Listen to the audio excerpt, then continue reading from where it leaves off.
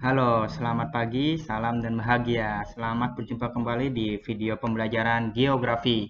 Semoga corona segera minggat dan sekolah bisa tatap muka dengan cepat.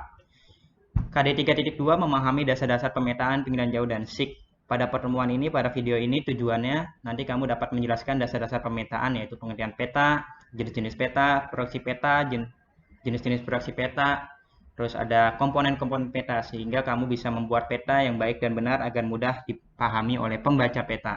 Peta adalah gambaran permukaan bumi pada bidang data dengan perbandingan skala. Jadi peta itu harus ada skalanya. Kalau denah itu ya bukan disebut peta, ya denah aja dia. Karena kalau peta itu harus ada skala, jadi sesuai dengan keadaan sebenarnya. Orang yang pertama kali membuat peta, Ptolemeus, geografi klasik. Ilmu tentang peta kartografi, orang yang ahli peta disebut kartografer. Ini peta zaman Ptolemeus, bidang datar. Ini orangnya, ini teodolit untuk mengukur sudut di permukaan bumi. Ini planimeter untuk mengukur jarak pada peta. Proyeksi peta. Proyeksi peta adalah mengubah bentuk bumi dari bidang lengkung ke bidang datar. Kita tahu bumi itu bulat. Nah, jadi digunakan proyeksi untuk mengubahnya ke bidang datar. Setiap wilayah menggunakan proyeksi yang berbeda-beda sesuai dengan lokasi astronomisnya atau koordinat wilayahnya untuk menghindari adanya distorsi. Distorsi itu adalah ketidaksesuaian dalam mengubah bentuk bumi dari bidang lengkung ke bidang datar. Seperti ini, bumi adalah bulat. Jangan bilang bumi itu datar, memalukan. Ya, bumi bulat. Ini di bidang datar karena dia dibuat proyeksi. Lihat ini namanya ada distorsi di sini, harusnya di sini bolong-bolong. Dia diisi gambar sehingga wilayah Greenland akan lebih luas daripada Australia. Di sini ketutupan saya dan hampir sama luasnya dengan Amerika Selatan. Padahal Greenland itu adalah sebuah pulau. Ini jenis-jenis proyeksi gubahan. Ada Mercator, Robinson, Molwith, Gall-Peters. Yang paling menyesuaikan bentuk bumi sebenarnya adalah proyeksi Robinson dan Molwith. Tapi yang paling tepat adalah Molwith. Lihat, Greenland-nya kecil karena dia membuat hampir sama bulatnya begitu, lengkung. Mercator di sini distorsi, Greenland lebih besar daripada Amerika Selatan dan Australia. Kalau Gall-Peters terlalu panjang, memanjang kayak ditarik gitu, melar. Nah, itu proyeksi peta.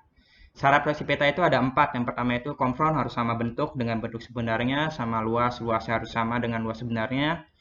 Equidistance sama jarak, jaraknya harus sama dengan jarak sebenarnya sehingga dua komponen ini harus menggunakan skala. Yang terakhir adalah arahnya harus sesuai, di atas itu harus selalu ke utara. Ini proyeksi datar, jadi menggunakan bidang datar atau azimut. Jadi di sini, jadi wilayah yang sesuai adalah wilayah yang kena dari garis datar ini. Wilayah itu adalah wilayah koordinat 66 sampai 90 derajat, itu adalah wilayah berdikim kutub dan kutub utara, kutub selatan sesuai menggunakan proyeksi azimut. Nanti garis bujurnya itu akan memusat pada satu titik. Kemudian proyeksi kerucut atau konik, jadi dia menggunakan bidang kerucut, di sini kerucut. Wilayah yang sesuai adalah wilayah yang kena dari garis merah ini, bersinggungan dengan kerucutnya. Itu adalah wilayah beriklim sedang dan subtropis pada koordinat 23 sampai 66 derajat. LS dan LU. Negara-negara yang beriklim tropis itu antara lain adalah Eropa, Jepang, Kanada, Australia, Argentina. Ini wilayah Eropa. Dia nanti garis bujurnya itu akan mengerucut, akan mengecil ke atas. Jadi dia adalah proyeksi kerucut. Yang terakhir proyeksi silinder. Jadi menggunakan bidang tabung atau silinder. Nah, ini tabung, jadi wilayah yang kena dari tabung ini adalah wilayah yang sesuai digambarkan dengan proyeksi silinder atau tabung. Itu adalah wilayah-wilayah beriklim tropis pada daerah 0 sampai 23 derajat. Ini contohnya itu ada Indonesia, Brazil, Kongo. Ini proyeksi kerucut, lihat garisnya ke atas semakin mengecil garis bujurnya. Ini proyeksi azimut memucat kepada satu titik, North Pole, kutub utara bumi adalah lautan. Ini yang silinder akan jadi kotak-kotak, garis lintang dan garis bujurnya. Jenis peta berdasarkan isinya ada 2, peta umum dan peta khusus atau tematik. Peta umum berarti menggambarkan penampakan umum. Ada administrasi, topografi, itu ketinggian tempat. Ada korografi, peta dunia. Batimetri, itu peta kedalaman laut. Kalau tematik itu khusus tema-tema tertentu, mau ekonomi, sosial, budaya, geologi, iklim, flora, fauna, penduduk, bisa. Ini contoh peta umum, administrasi dari Jakarta Barat. Di sini ada kecamatan-kecamatannya. Ini peta Indonesia, topografi, peta umum. Ini wilayah-wilayah berdasarkan ketinggiannya. Warna hijau itu adalah dataran rendah, kuning dataran tinggi, coklat adalah pegunungan. Peta batimetri kedalaman laut semakin biru semakin dalam. Ini ada legendanya 60 meter ke dalamnya. kedalamannya. Peta berdasarkan objeknya ada dua, ada statis berarti dia tetap, tidak berubah-ubah, lama berubahnya. Ada peta geologi, iklim, batimetri, dan korografi. Itu berubahnya jutaan hingga tahunan. Tahunan hingga jutaan tahun. Enggak tahunan, puluhan tahun lebih. Ada peta dinamis, jadi mudah berubah setiap saat, bisa berubah-ubah sesuai dengan data yang terbaru. Ada peta penduduk, jaringan jalan, dan curah hujan. Ini peta yang statis, peta geologi ribuan tahun dan jutaan tahun. Ini peta iklim statis, bisa puluhan tahun berubah. Ini peta penggunaan lahan, dinamis, 5 tahun berubah-ubah, 10 tahun direvisi, dibuat yang baru. Peta penduduk setiap tahun berubah, dinamis. Peta berdasarkan skalanya ada 5, ada peta sangat besar, kadaster, 1:100 sampai 5.000. Semakin kecil penyebut skalanya, maka peta akan semakin detail, tapi wilayahnya semakin sempit. Itu contohnya untuk peta sertifikat tanah, pembangunan klaster perumahan, RT RW, dan kelurahan juga bisa. Ada peta skala besar 5.000 sampai 250.000, peta skala sedang 250.000 sampai 500.000, peta skala kecil ini udah bisa negara, pulau, provinsi 500.000 sampai 1 juta, dan terakhir adalah peta skala sangat kecil atau peta skala geografi. Skalanya 1:1000 atau lebih. Biasanya peta ini akan wilayahnya itu semakin luas tapi tidak detail. Jalanannya akan tidak terlihat dengan jelas. Objek-objeknya akan terlihat sangat kecil karena dia menggunakan skala sangat kecil atau skala geografi. Ini skala sertifikat tanah, bidang tanah. Ini skala kadaster. Ini skala 1:60.000. Ini peta skala banding 50.000, skala besar. Ini skala sedang 250.000. Ini skala sangat kecil 20 juta. Komponen peta ada 10, jadi komponen peta itu harus memuat ini semua agar pembaca itu dapat dengan mudah memahami isi peta. Yang pertama itu adalah judul peta, memuat isi peta. Judulnya rencana tata ruang berarti isinya tata ruang.